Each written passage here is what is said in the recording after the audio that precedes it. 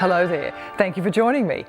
As we start a new series that looks back at some of the radical religious and social movements that swept through Australia in recent times, whatever happened to the Orange people, or the sannyasins as they're now known, or the Christian charismatics, or the young volunteers who went on kibbutz? Who were they? Why did they join? And where are they now? All will be revealed in the coming weeks. And we start with the story of the Hare Krishnas and their impact here. Excuse me, sir, what do you think of the Hare Krishna people you've just passed? I suppose everybody can do what they want to, but it's not for me. Because you're mad. A lot of people joined because they were seeking truth, they were soul-searching and they were seeking something deeper. The Hare Krishnas were young, full of energy and fuelled with a vision of a new type of spiritual life. Hare Krishna philosophy, Hare Krishna food, Hare Krishna clothing. There was no world outside Hare Krishna. That's all we knew.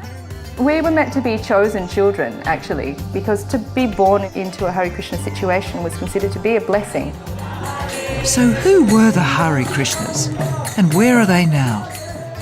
You don't have to walk around with a bald head and tilak and robe to be a Hare Krishna. People say, oh, okay, so not all Hare Krishnas are hippies running around the hills, and it's no, they're not. They're pilots and they're lawyers and they're doctors and they're teachers and they're nurses.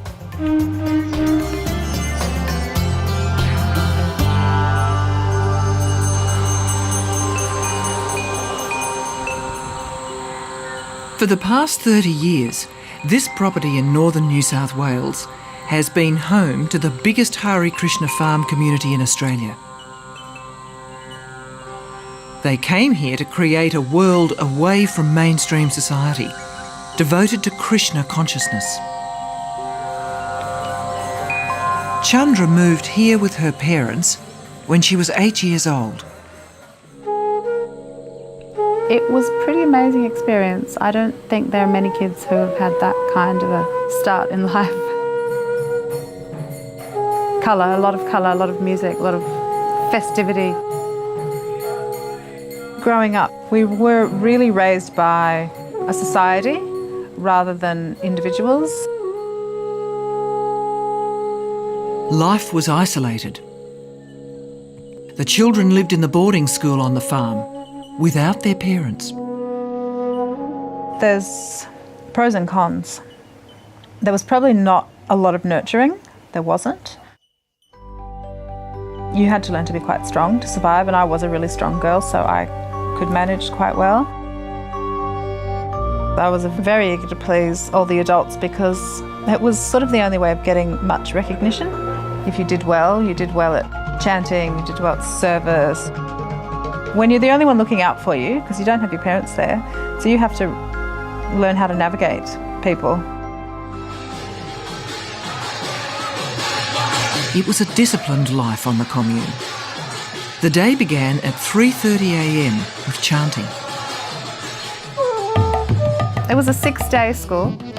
We did academia every day from 9 till about 1, had lunch and then went to the river. It was a lot of fun. We all lived in the ashram. Back in that time we had fields and fields and fields of flowers. So every day we would pick them, gather them, make the garlands for all the deities. I can remember very clearly the music, the songs, and from the moment I got there, I really didn't ever want to leave. The local town of Murwillumbah was initially suspicious of the new arrivals, but the media found them fascinating. Even when they're relaxing in the material world, the Krishna kids can never forget the spiritual. But the adults have, of course, chosen to be Hare Krishnas. Their children have had no choice. They've been born to it. TV cameras had come in and do shows on us, and newspapers, a lot of PR. Who can tell me who Krishna is? God, the Supreme Personality of Godhead. We children were shoved in front of the cameras to say, look, these happy, bright children, which we were to a degree. We were perfect PR. Dara was a few years younger than her friend Chandra. One thing that happened is we kept changing our names. My sister and I would come to the temple every week with a different Hare Krishna name.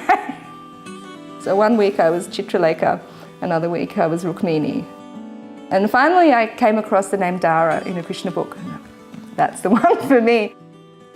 Non-Hare Krishna names were quite embarrassing to us as kids, and even the adults. My mother reminds me sometimes that to talk about your Kami name, your non-Hare Krishna name, was quite an embarrassing thing because it spoke of an identity that was not part of what was going on, I guess. When it came to the community, they were really trying to mould us, and quite self-consciously. There was no point at which they tried to cover that. They really believed that was the right way to go, to try and turn us into perfect young Hare Krishna people that would go on to be exemplary Hare Krishna adults.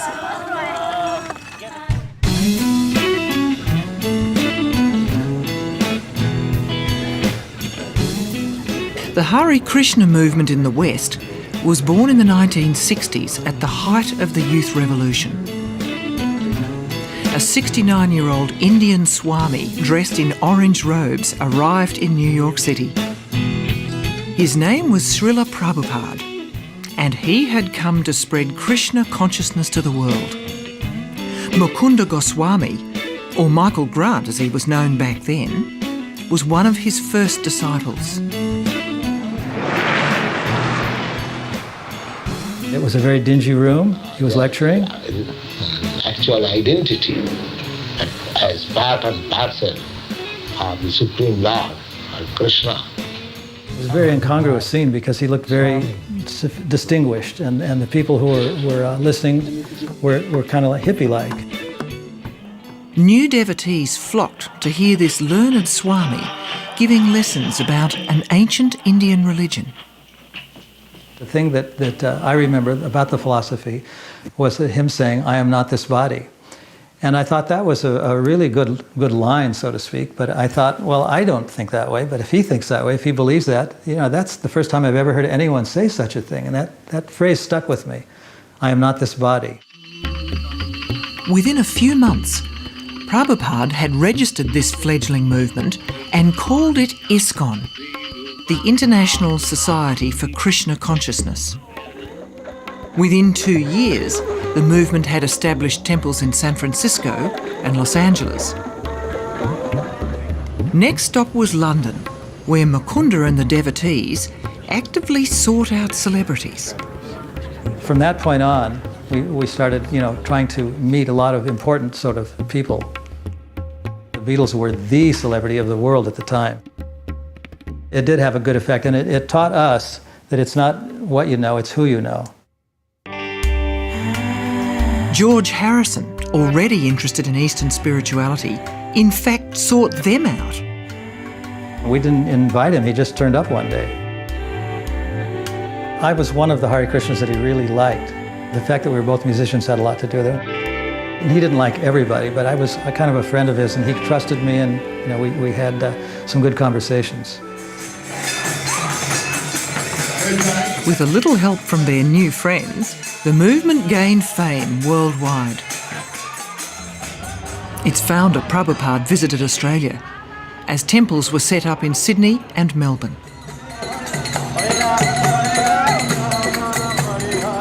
I met a devotee who gave me a card. It was an invitation to the Sunday feast, and it said, chant Hare Krishna, Krishna Krishna, Hare Hare, Hare Ram, Ram Ram, Hare Hare, and make your life sublime, or something like that. And I took that card home and stuck it on my pin-up board. Annie Ruder was the eldest of 4 boys. Raised an Anglican, he grew up in Adelaide in the 1960s. I was a really bit of a no-hoper until I met the devotees. When I was 15, 16, and people would always ask me, what are you going to do when you grow up? And I think, what the hell? I don't know. It wasn't, and I felt like a cog, in a machine that was just basically grinding you into, paste. I didn't feel very happy about what I was doing. And it wasn't until I met the devotees that things started to make sense for me. Hare Krishna teachings are rooted in Indian Hindu culture and date back more than 5,000 years. They embrace a single god, Krishna. They are strict vegetarians and believe that chanting the Hare Krishna mantra is a way of attaining a rapturous connection with God.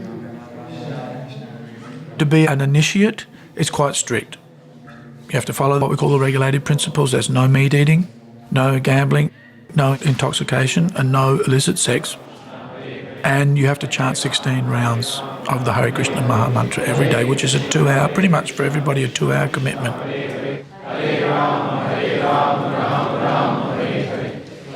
And it also means rising early and pretty much trying to dedicate all of your activities to service to God.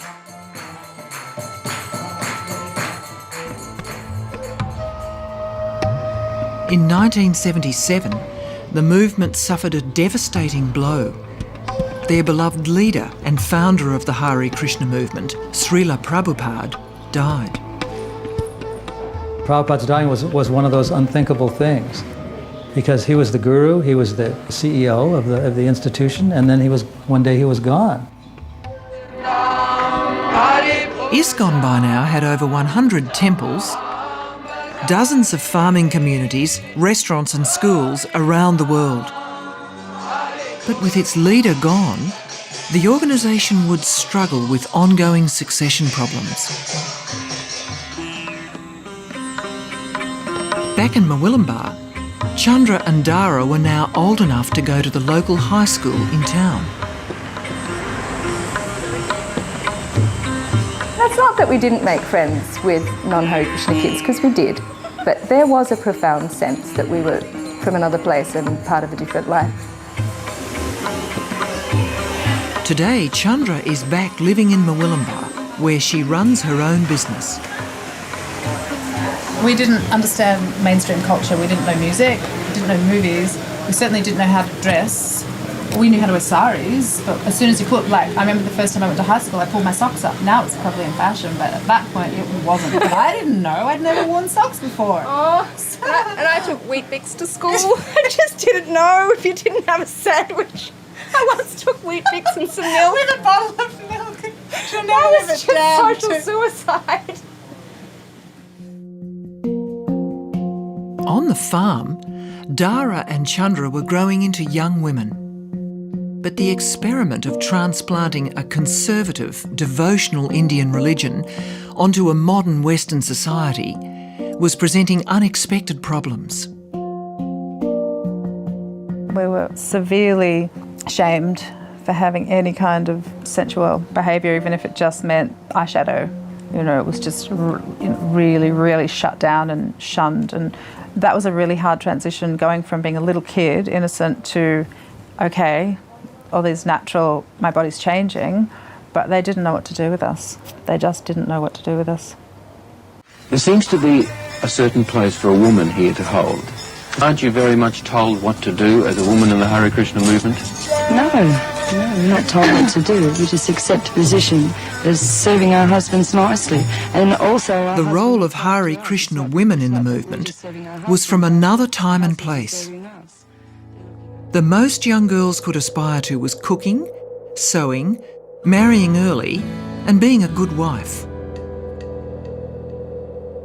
I guess they imagined that there was going to be a place for us to slot into, but the place never really existed. The horses really ruined it for me in that sense. It gives you an enormous sense of freedom and being submissive and cute and cooking with your hair covered.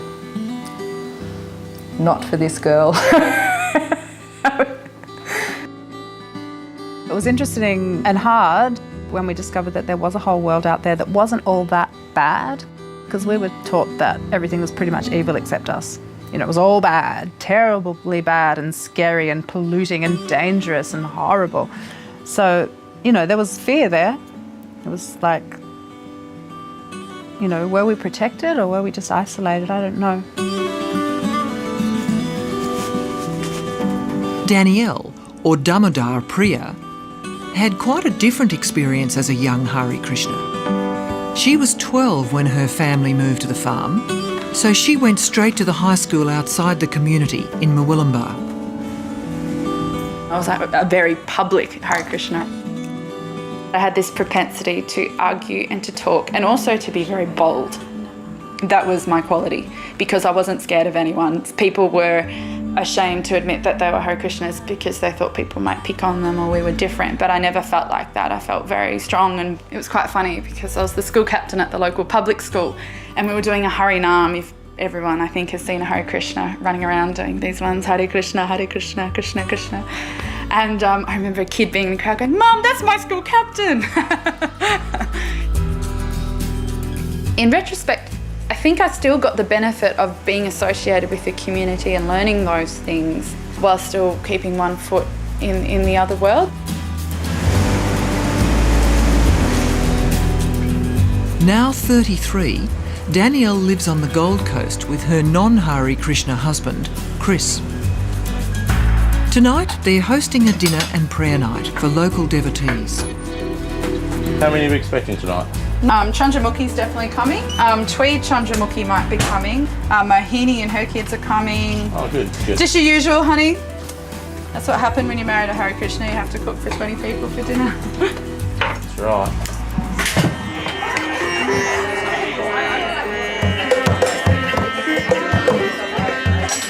Danielle's guests don't belong to Iskcon, and neither does she anymore. At 17, Danielle chose to follow a visiting guru from India, Srila Narayan Maharaj, one of the leaders who emerged after Prabhupada's death. This caused a split at the farm. Danielle and other initiates of the Indian guru were asked to leave. That was very difficult at first. We'd grown up on that farm out at Murwillumbah, and that was our childhood. And then, for reasons that were kind of beyond our conception, there was a little bit of politics, and we couldn't go there, and it was just a little odd. Internationally, the movement was struggling to cope with life after Prabhupada. A number of disciples had been appointed as gurus to fill the void.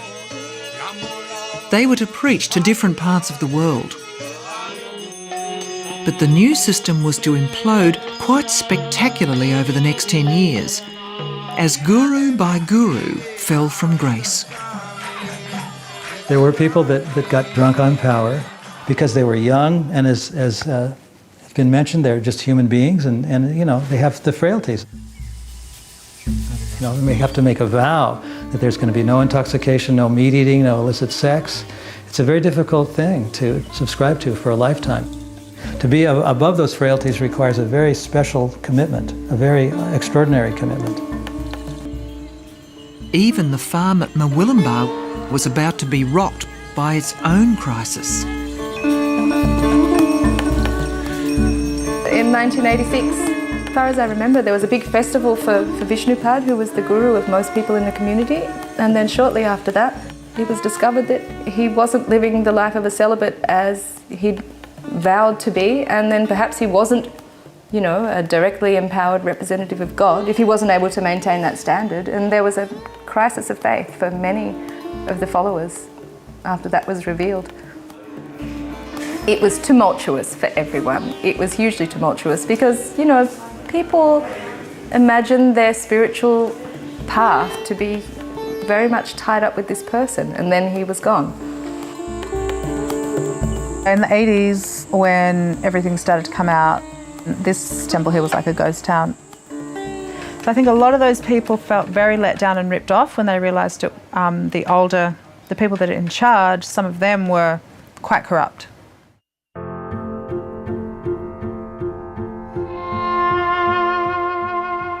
The 90s proved to be the most difficult time for the Hare Krishna movement worldwide. Reports of physical, emotional and sexual abuse emerged in Hare Krishna boarding schools in India and the United States. Yeah, there was a lot of really heavy, awful stuff that went on, but not in our Australian school. Our Australian school was, I would say, kept to a really high standard in that sense that we were very fortunate.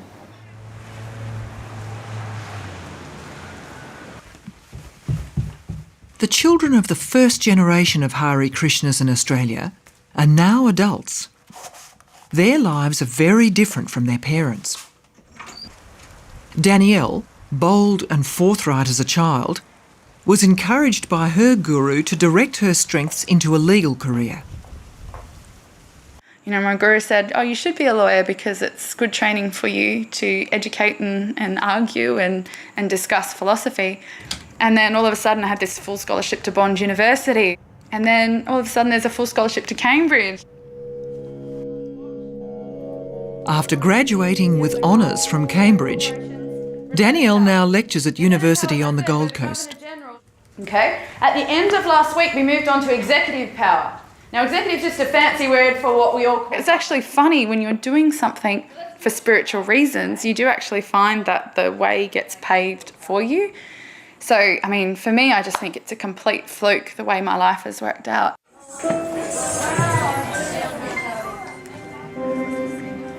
So once again, please welcome Govadhan and the Mayapuris.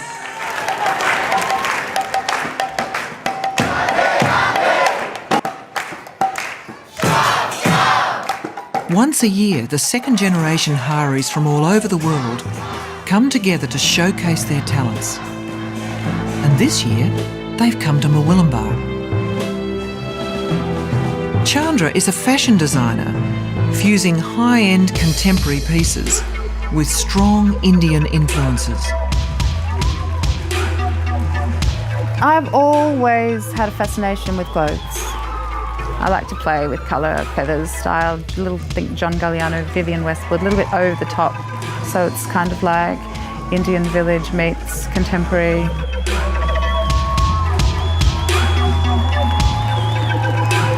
We're quite an opulent group of people, like we're really into lush texture, colour, flowers, incense. Today, the movement is steadily growing again. There are restaurants in all the major cities in Australia and temples serving weekly feasts to the needy. Books are still being sold and they're back on streets again, entertaining the crowd.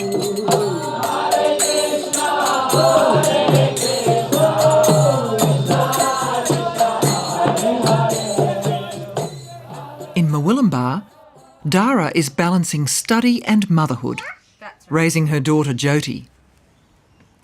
For this little one, her feet are placed firmly in both worlds. Watching? I'm watching. Oh. One more? Okay. For her, there's much that's fun and light and sweet. She loves going to the temple and she's just a real little chanter. She's always bowing down. I think, no, what have I done? Insofar as what I want to give her, I would like to give her access to the parts that I feel are positive and good and spare her the kinds of things that were confusing to me as I grew up. For many of those who grew up in that early community, the pull to return can be irresistible. This has always been home for me. I've always hankered for these hills because I spent so many solid years there as a kid. Like, even just driving, every time I drive over the bridge, you know, up the hill, it's like, yeah, the lotuses, the peacocks. The Hare Krishna children that were involved in the very experimental time of the early 80s, there was a bit of a gap. There was a bit of a time where most of us wanted nothing to do with the temple because we saw too much hypocrisy and a lot of letdown. And then I think we healed a lot, we forgave, there was a lot of forgiveness. And I think, yeah, so the bitterness sort of died and we were able to go back as adults.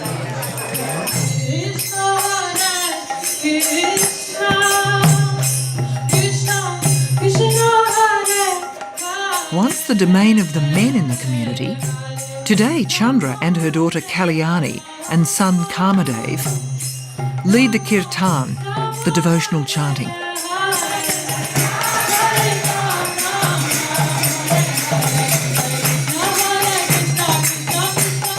It's very powerful for me when I see my children involved in the prayer and meditation the same way that moves my soul. When I see my children moved in that same way, I think, wow, that's really, really special.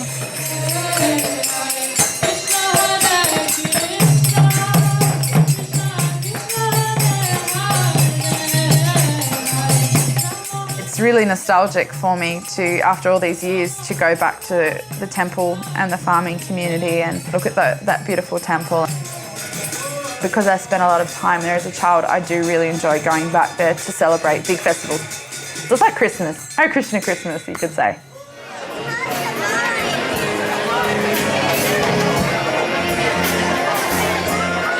There's really so many different stories for Hare Krishna people, even though from the outside they might all look fairly similar. If you tell someone that you're a Hare Krishna or grew up with Krishnas, they might expect that you're going to be dancing down the street.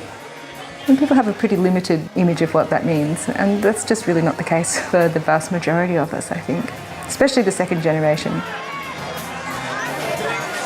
I have a relationship with this thing in many ways that kind of crosses lots of boundaries. It's a social thing, it's a cultural thing, and it's also something that has quite a hold on my sense of self. I cannot imagine being without it. I can't. It would be empty.